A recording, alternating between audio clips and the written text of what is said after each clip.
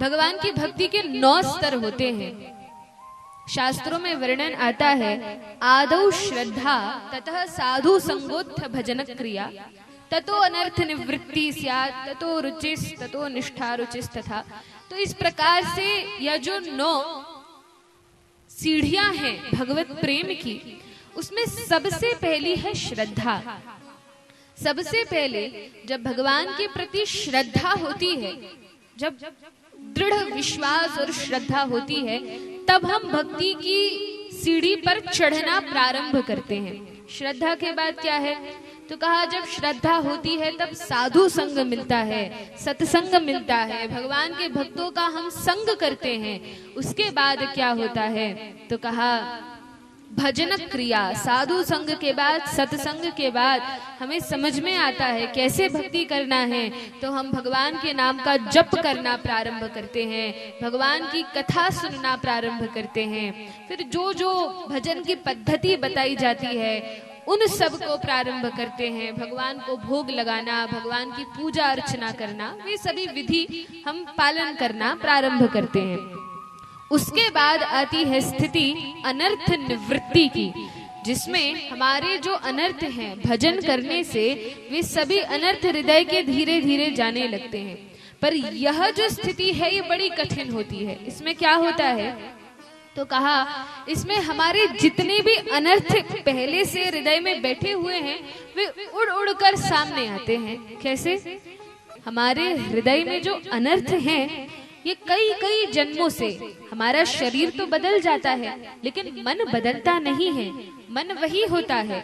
यही मन हर जन्म में हमारे साथ जाता है। इस मन के ही कारण तो जो पाप पुण्य बनते हैं उसी के कर्म फल हमको अलग अलग जीवन में भोगने पड़ते हैं।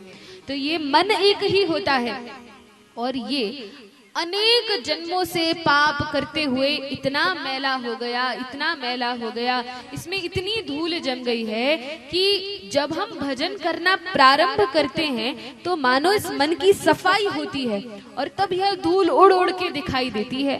तब हमें लगता है अरे इतना कचरा था, इतना धूल, इतना मैल मेरे हृदय में है, इतने विकार मेरे हृदय में है, तब समझ में आता है।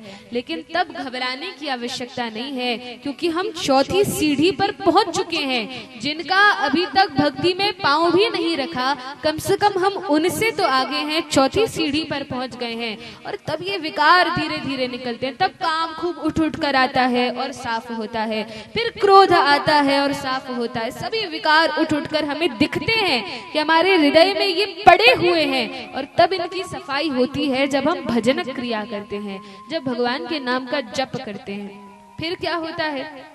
तो कहा यह जो स्थिति है ये बड़ी कठिन है इसको पार करना, पर यदि इसको पार कर लेते हैं तब भगवान में दृढ़ निष्ठा उत्पन्न होती है। तब हमें कोई डिगा नहीं सकता, तब डगमग वाली स्थिति नहीं होती। और निष्ठा के बाद फिर रुचि उत्पन्न होती है, और रुचि के बाद जब भगवान की कथाओं में रुचि उत्पन्न हो जाती है तब हमारा मार्ग निष्कंटक हो जाता है। उसके बाद स्थिति आती है भाव की, भगवान के प्रति भाव उत्पन्न होता है। और तब अंतिम स्थिति होती है इस भक्ति की सीढ़ियों में जो कि प्रेम है। तब प्रेम प्रकट होता है। जैसी इन गोपियों की स्थिति है, जैसा इन गोपियों का भाव है, ऐसा प्रेम प्रकट होता है। गोपियां इस प्रेम के स्तर पर पहुंच गई हैं, लेकिन अभी हृदय में एक बात उठती है। क्या? सभी गोपियों को ऐसा लगता है कि भगवान श्री कृष्ण केवल हमें प्राप्त हुए हैं, केवल मेरा प्रेम इतना प्रगाढ़ था कि कृष्ण मेरे साथ नृत्य कर रहे हैं।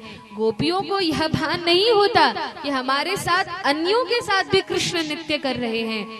गोपी को लगता है कृष्ण केवल मेरे हैं और मेरे साथ नृत्य कर रहे हैं। तब बीच में ही भगवान कृष्ण गोपियों के प्रेम की परीक्षा लेने के लिए बीच में से ही भाग जाते हैं।